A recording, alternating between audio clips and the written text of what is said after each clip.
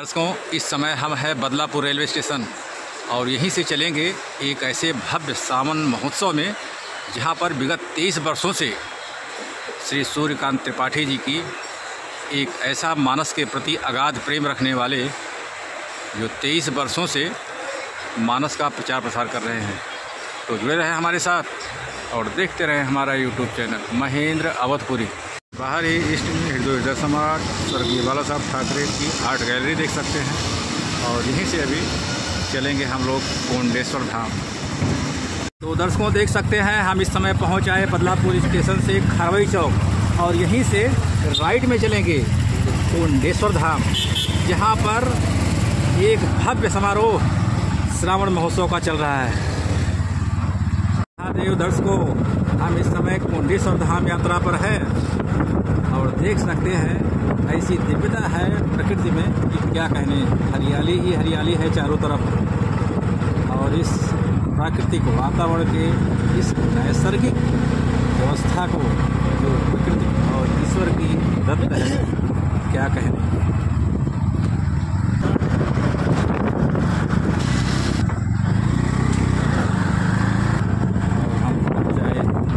ऐसे सुंदर झरने के पास श्री क्षेत्र कोंडेश्वर देवस्थान देख सकते हैं। अद्भुत नज़ारा है और दिव्य और इस दिव्य में हमें लगने वाला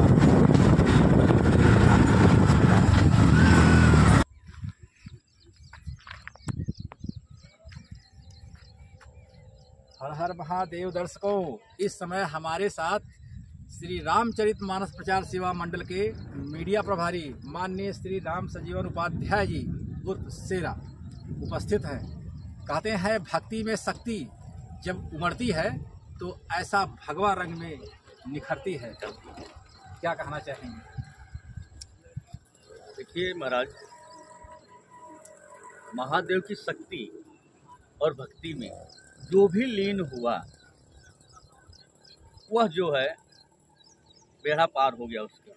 और सर्वप्रथम आप यह देखिए कि इस श्रावण मास में इस अलौकिक प्राकृतिक छटा को आप देखिए कितना अद्भुत है। बिल्कुल बिल्कुल, बहुत सुंदर। और विगत 23 वर्षों से जिस समय हम लोग इस स्थान पे आए उस समय यहाँ पे ना तो रोड था, ना तो कोई सुविधा थी और ना ही कोई व्यवस्था था। उस जंगल में से हम लोग आते थे। आप देखिए सामने नदी है। अच्छा, नदी पार कर नदी को पार करके उस नदी के अंदर से तैरते हुए सर पे बोझा ले लेके हमारे मंडल के जितने भी आदरणीय जितने भी पदाधिकारी सब ने तन मन धन से मेहनत करके भोलेनाथ के चरणों में 3 दिन अपने आप को समर्पित कर देते हैं। किसी को भी अपने मोह माया से परे होते हुए कोई ध्यान नहीं, सिर्फ ध्यान होता है तो भोलेनाथ के चरणों में। और अखंड रामायण और भंडारा विगत 23 वर्षों से पूरी श्रद्धा पूर्वक इसका निर्वहन करते हुए हम लोग आ रहे हैं। और समस्त हिंदुस्तान के हमारे हिंदू भाइयों को भी मेरा यही संदेश है कि अपनी सनातन, अपनी सभ्यता, अपनी संस्कृति इसे आप बनाए रखिए और आने वाली पीढ़ी को आप क्या देके जाना चाहते हैं। तो जो हमारी सनातन है, हमारी सभ्यता है, हमारी संस्कृति, कम से कम इस धरोहर को आने वाली पीढ़ी को हम देके जाएं। बिल्कुल बिल्कुल, एक धरोहर है और कहते हैं परंपराएं हमारे समाज की, हमारे परिवार की सबसे बड़ी धरोहर होती है और उस धरोहर को सजोना सबसे बड़ी जिम्मेदारी हमारी आपकी है। अच्छा उपाध्याय जी, की जानना चाहेंगे आपसे कि जो मानस प्रचार सेवा मंडल है 23 वर्ष सेवा दे रहे हैं, लगभग मुंबई और उपनगर के अलावा दूसरे स्टेट से भी लोग आते हैं, बोलते थे त्रिपाठी जी। जी, तो उनके लिए क्या कहना चाहेंगे उन राम भक्तों के लिए? सबसे पहले तो उन सभी राम भक्तों का मैं दिल से वंदन अभिनंदन करता हूँ। और जितने भी भाई इस समस्त क्षेत्र से और बम्बई से ही नहीं, बम्बई की चौतरफा यहाँ तक कि उत्तर प्रदेश से दिल्ली से भी और हमारे कुछ आदरणीय ऐसे मिलिट्री के नौजवान भी हैं कि इस वक्त जो है छुट्टी लेके वहाँ से हमारे कार्यक्रम में उपस्थित होते हैं। मैं इन सभी का जो है बहुत बहुत वंदन अभिनंदन और स्वागत करता हूँ और इन सब से कहना चाहता हूँ कि जिस भी क्षेत्र में आप हैं उस क्षेत्र में इस धर्म के कार्य को आगे बढ़ाते हुए आने वाली पीढ़ी को इसका मार्गदर्शन देते हुए आप एक मार्गदर्शक बनते हुए एक उत्तम कार्य करें। बिल्कुल बिल्कुल, बहुत सुंदर आपने बात बताई। और उससे ऊंची बात कि जो हमारा धरोहर है उसको सजोना बहुत जरूरी है। इसी धरोहर पर एक प्रश्न आ जाता है उपाध्याय जी कि आजकल के जो समय चल रहा है, जैसा समय चल रहा है मौजूदा समय जी, इस समय जो हिंदुत्व है, जो धर्म अपना सनातन का है, उसको संगठित होना बहुत जरूरी है। इस पर क्या कहना चाहेंगे? इस पर मैं सभी अपने हिंदू भाइयों से कहना चाहता हूँ, देश की जितने भी हमारे हिंदू भाई हैं, कि आज बांग्लादेश में क्या हो रहा है यह छुपी हुई नहीं है किसी से, यह सब लोग देख रहे हैं, सबके सामने हो रहा है और अभी वर्तमान में चालू है। और इसके पहले जो घटित हो गया लोग सुनते हैं छोड़ देते हैं, सुनते हैं छोड़ देते हैं।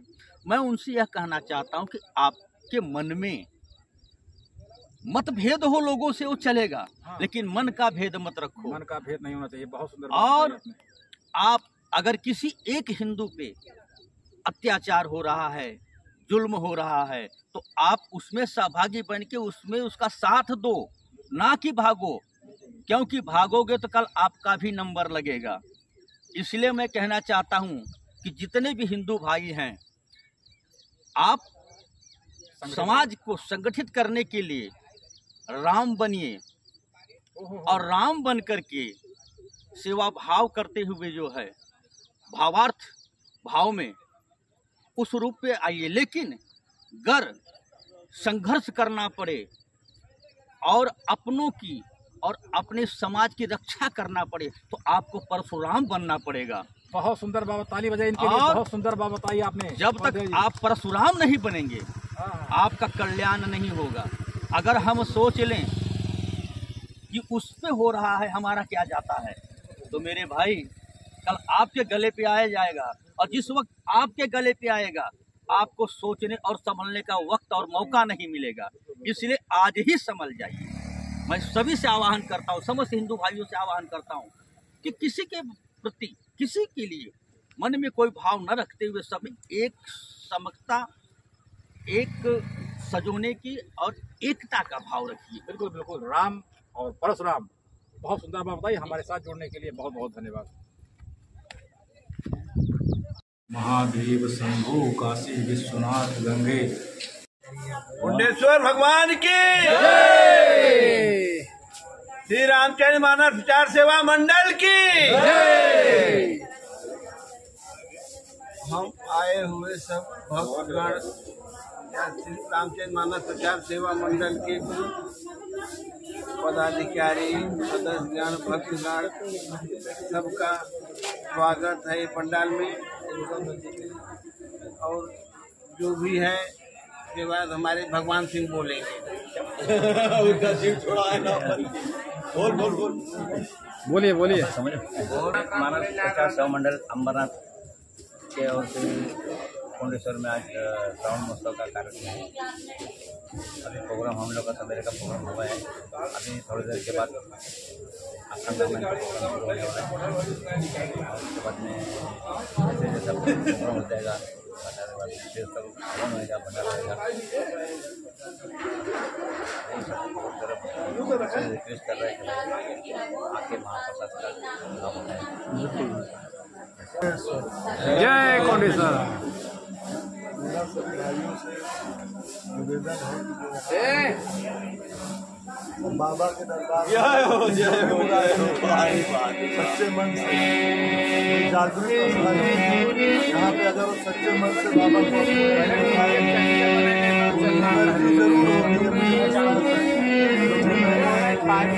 ऐसा अनुभव किया जब मैंने बाबा ने अपनी मर्जी बराबर श्रद्धा भाव यहाँ पे हेलो लोग आते हैं सच्चे मन से, सच्चे भाव से, तो उनकी मनसा जरूर पूरी होगी। इसलिए जो भी आए यहाँ एक भक्त बन के आए, उनका क्षेत्र से निकल जाने के बाद वो कहीं जो बने, लेकिन क्षेत्र में आने के बाद सिर्फ इनका भक्त होना चाहिए। बस मेरे जो शब्द है।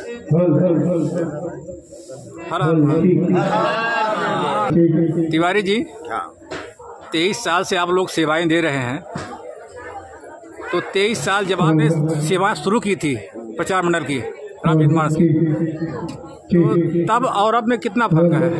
अब में जमीन आसमान का फर्क है। हाँ। पहले कैसे आते थे आप लोग? पहले बहुत यहाँ आने के लिए तो बहुत दिक्कत होती रही होगी। यहाँ भारत का अमरनाथ मंदिर के हिसाब से मेहनत था कुंडेश्वर महादेव, मतलब चढ़ाई था, इतना चढ़ा था, इतना प्रॉब्लम था, हर प्रकार से प्रॉब्लम था, लेकिन धीरे धीरे धीरे धीरे। तो ये जो पानी भरा रहता था कैसे आते थे? पानी भरा रहा पूरा। चावल दाल की गोनी नदी में तैरते हुए पकड़ा, दूसरे दिन जब कम हुआ तो झाड़ पे रुका, मतलब। लेकिन भगवान की ऐसी महिमा कि वो भी सुबह सूखा निकला वैसे। माइक मंडप जो भी है, इसमें ऐसा पलटी किए तो पानी गिर रहा है, इलेक्ट्रॉनिक पार्ट पानी गया तो खराब हो जाता है, ऐसा किए पानी गिर गया, लगाए बैटरी पे और वो मशीन चालू हो गया, तो चमत्कार हो गया। चमत्कार हो गया। एक चमत्कार पूरा ऐसा बरसात आया कि अपने लाइफ में बहुत देखा, लेकिन आंखों देखा कि बैठा हूँ, कुछ प्रसाद शाम का बन रहा है। हाँ, 10 इंच स्टोव का ऊंचाई है और 1.5 फीट टोप जिसमें बना रहे हैं प्रसाद, उसकी ऊंचाई है, यानी 2.5 फीट मानो। यहाँ चल हमारे सामने बाजू में चल रहा है 2.5 फीट, और पानी वहाँ आ गया करीब 4 फीट, लेकिन फिर भी हमारा स्टोव 6 इंच ऊपर है। नीचे से कौन हाथ लगा? कुंडेश्वर भगवान के जय। वो टोप को कौन उठाया? मतलब 4 फीट वहाँ पानी है और वहाँ 2.5 फीट पे तो प्रसाद पक रहा है, और वो टोप को फिर भी 6 इंच टोप ऊपर ही है। अभी वो स्टोव पे था कि कोई हाथ लगा के ऊपर उठाया है, और पानी में 2 घंटा रहने के बाद भी, और वो टोप और वो जो प्रसाद बन रहा है वो गर्म ही है। स्टोव, राखेल का स्टोव चालू कर दो, अगर वो बंद भी हो गया तो राखेल फेंकते रहता है। लेकिन भगवान की ऐसी महिमा, स्टोव चालू है, हवा फूल है, जब पानी कम हुआ तो हवा खोला गया तो हवा, उसमें से हवा निकला, और जरा सा भी तेल राखेल बाहर नहीं लिया। राखेल कौन बंद किया? वहाँ नेपल को, स्टोव के नेपल को राखेल। भगवान का एक चमत्कार है। 4 फीट पानी है, खड़ा हूँ। हमारे ही मंडल के सब ऊपर भगे, बहुत पानी आ गया, बहुत 1-2 मिनट भी नहीं लगा रहेगा, इतना पानी वहाँ है, नदी में पानी है, और 2 मिनट के अंदर पकड़ने का अचानक इतना पानी आ गया कि 4 फीट जहाँ मैं बैठा हूँ, वहाँ नदी से 10-15 फीट ऊपर ऊंचाई में भी और दूरी में भी, तो भी वो पानी इतना आया, सब चढ़ने लगे, पकड़ा। वो टाइम हम लोग का थोड़ा सा प्रॉब्लम था, मंडल भी कमज़ोर था, सब ऐसा ही भक्तगण से सब के आता था, ऐसा पकड़ के खींचा कि भाई कहाँ जा रहे हो? अम्बरनाथ में मुंह दिखाना भारी पड़ेगा, ये सब बह जाएगा, जिसका लाए हो टोप, बर्तन, स्टोव, गैस, वो सब मुँह नहीं बताओगे अम्बरनाथ में, तो शुरुआती दौर में काफी संघर्ष करना पड़ा, बहुत संघर्ष करना पड़ा, और संघर्ष का फल मिला। हमें हमारे ही मंडल से जुड़े हुए, हमारे मंडल के ही कार्यकर्ता, भक्तगण, सेवागण के अध्यक्ष मिले। अध्यक्ष ने करीब 12-14 साल में बहुत प्रोग्रेस किए, बहुत जो सोच किए थे वो सोच में हम खरे नहीं उतर पाए, फिर उसको वापिस से जिंदा करने के लिए बहुत संघर्ष करना, और आज तो दिल खुश है। इसका सबसे अध्यक्ष सूर्यकांत त्रिपाठी जी को जाता है। क्या बात और है। सब हमारे सहयोगियों का, भक्तगण, सेवागण, दानदाता सबका सहयोग हुआ। मंडल आज बहुत आगे बढ़ा है। बिल्कुल बिल्कुल। सबसे बड़ी बात, सबसे बड़ी बात इस स्थान की महिमा की, और उससे ऊंची बात माननीय श्री सूर्यकांत त्रिपाठी जी की, जिनकी अध्यक्षता बहुत काबिल तारीफ, रंग लाई। बिल्कुल बिल्कुल। हमारे साथ जुड़ने के लिए बहुत बहुत धन्यवाद। Thank you so much. तो दर्शकों, हमारे साथ एक और राम भक्त जुड़ गए हैं और श्री रामचरितमानस प्रचार सेवा मंडल से जुड़े हुए हैं देवेंद्र अशोक तिवारी जी। क्या कहना चाहेंगे तिवारी जी? बोलो कुंडेश्वर भगवान की जय। मैं रामचरित प्रचार सेवा मंडल का एक छोटा सा सदस्य हम नहीं बोल सकते अपने आप को, एक कार्यकर्ता हूँ। और इस मंडल में जुड़े सभी एक कार्यकर्ता के रूप में काम करते हैं। कोई अपने आप को सदस्य नहीं मानता है। जो भी काम होता है ये नहीं देखता कि मेरा काम नहीं है ये, वो स्वयं खड़ा हो जाता है करने के लिए, चाहे वो अध्यक्ष जी हो, चाहे वो कोई वरिष्ठ हमारा उपाध्यक्ष हो या कोई भी हो, वो हमारे मंडल में नहीं देता।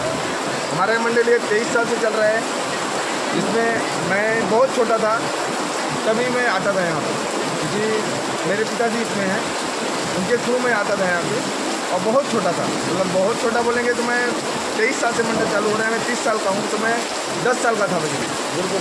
तो फिर यहाँ पे आने के लिए बहुत तकलीफ होती थी। मैं आता था तो मैं बोलता था कि मैं ऐसा दिन आएगा कि हम लोग गाड़ी से यहाँ तक आ जाएंगे, काफ़ी दूर उतरना पड़ता था और फिर वहाँ से आना पड़ता था। मैं पिताजी को बोलता था, पिताजी कोई व्यवस्था हो तो इसे गाड़ी यहाँ तक आ जाए। बोलेंगे बेटा होगा एक दिन। और तब ये छपड़े उपड़े कुछ नहीं थे यहाँ पे, कुछ भी नहीं थे। बोले एक दिन बाबा कुंडेश्वर बाबा चाहेंगे तो सब कुछ होगा और अच्छे से होगा।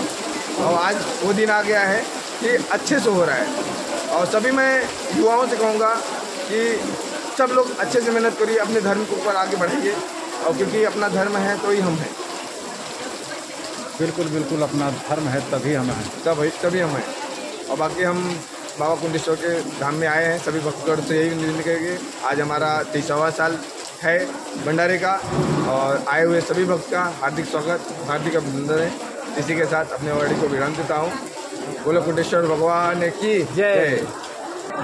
नमस्कार, हर हर महादेव। मेरा नाम आदर्श सूर्यकांत त्रिपाठी है और मैं बाल उपाध्यक्ष हूँ कुंडेश्वर में। आज हम 23 साल से हमारा प्रोग्राम हो रहा है। आप लोग भी यहाँ पे आके आप प्रोग्राम में शामिल हो सकते हैं, और आप लोग को यहाँ पे भंडारा 24 घंटे मिलेगा। यहाँ पे भजन होता है, आप लोग को बहुत ज़्यादा आनंद आएगा यहाँ पे। और 23 ईयर्स हो गए अभी हमको यहाँ पे। 23 ईयर्स हो गया। हाँ। ओहो, क्या बात है। और आप कितने साल से जुड़े हुए हो? आप कितने साल जुड़े हुए हैं मानस मंडल से? हम यहाँ से हमको हो गया 2-3 साल हो गया। 3 साल से? हाँ, जब से हम थोड़े मतलब ग्रोथ हुए हैं तब से पापा ने जोड़ दिया है हमको। हाँ, क्या बात है। हर हर महादेव। हर हर महादेव।